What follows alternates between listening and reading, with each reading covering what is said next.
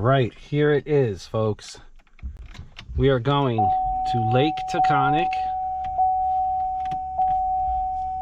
on a special hypermiling trip. We're putting this in Eco 1. That's going to help us. I've removed the amplifier. I took a bunch of weight out. We've got the back seats removed. On the electric meter here, I've got 1 bar before half. Now, my whole entire goal here, which I'm not going to achieve, was to get to this destination by only using half my tank, half my charge. But that's not going to work.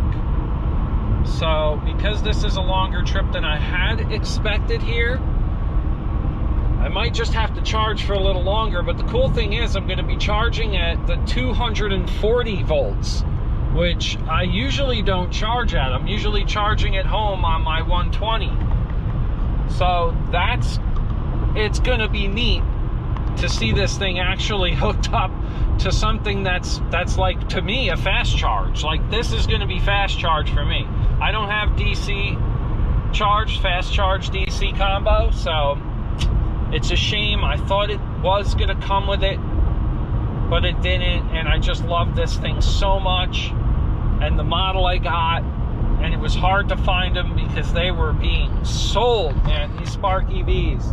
When you went to Carvana at the same time, I might even try and pull it up and show you a page. It was incredible how many of these Spark EVs were being sold at that time. So another huge hypermiling trip. Double, triple check your destinations beforehand. Like, use multiple apps.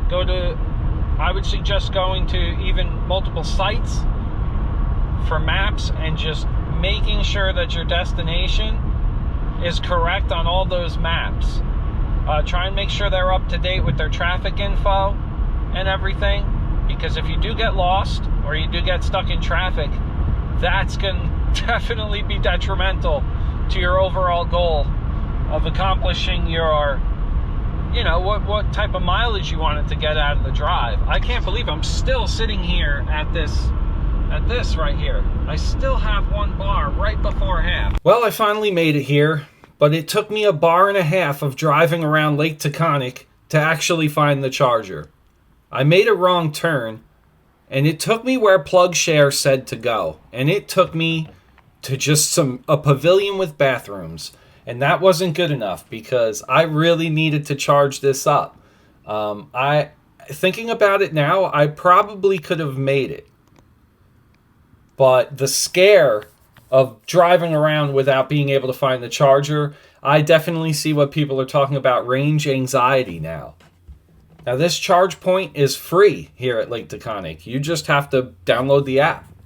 One of the reasons I used a little more than I thought was Lake Taconic North was all hills, and you were going uphill almost the whole entire time. I think I maybe had 1 good hill to regen down. Now, I was going from Wappingers, New York, to Great Barrington, Massachusetts for this car show. And I believe the whole entire mileage was about 65, which is completely doable on a full charge.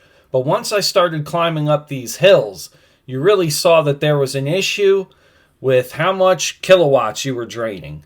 Some tips for driving like that in your EV is to keep momentum up the hill. Try and get like a good speed when you're more flat, and then carry that hill.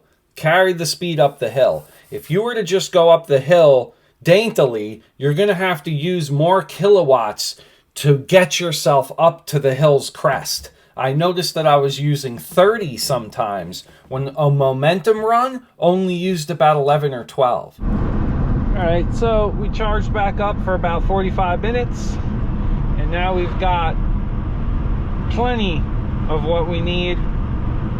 18 miles left, and we've got a nice healthy 34 on the clock, even 31 if I drive like a maniac.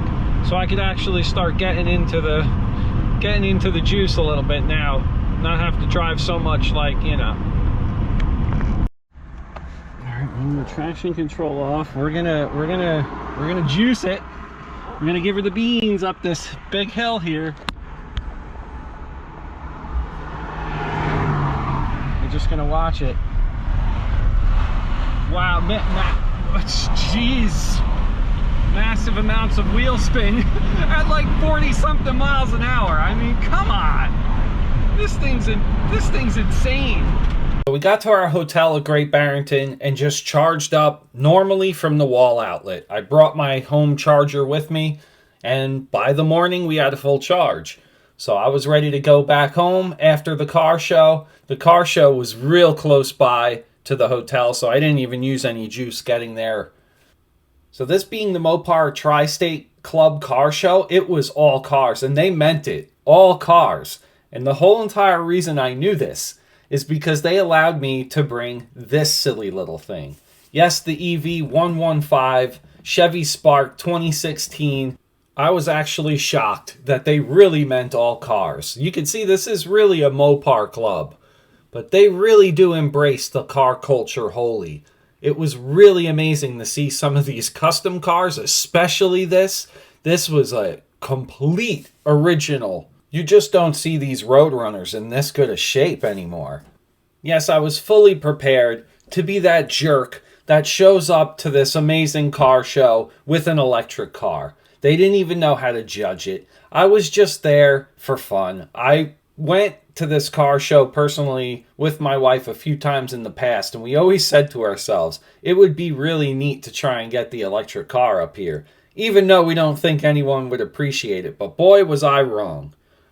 A lot of this culture really appreciated the fact that it was something new, it was something different. I just didn't bring my STI that everyone has the same mods on. I mean, we all do, let's face it. There's nothing really unique and spectacular about my Subaru STI. The majority of people were pretty knowledgeable, and a lot of the questions obviously were about charge times, but a lot more important questions were about with the Bolt's recent battery pack issues. Yes, the worst thing that can happen to electric cars, the Bolt's battery packs are actually catching fire. And this is like the worst thing that can actually happen if you're trying to promote the electric car for the masses. Now, it's not Chevy's fault. Their battery pack supplier is the one to blame. Now, we have to carefully choose our battery pack suppliers in the future. Other issues were about recycling the batteries, and I just recently watched a video about how they're figuring out how to recycle almost the whole entire battery. The pack, the battery casing, everything around the battery. They're starting to be able to recycle everything now. One of the best things about it was there was someone on a motorcycle, because he was in a full motorcycle suit, and he asked if it did 0 to 60 in a week and a half. And that was absolutely hysterical, because the original Spark, I could see you saying that about it.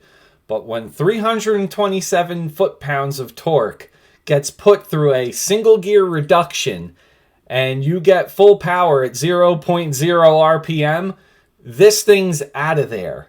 And this thing, that's the funniest thing about it, would shock most of those people if they took a ride in it.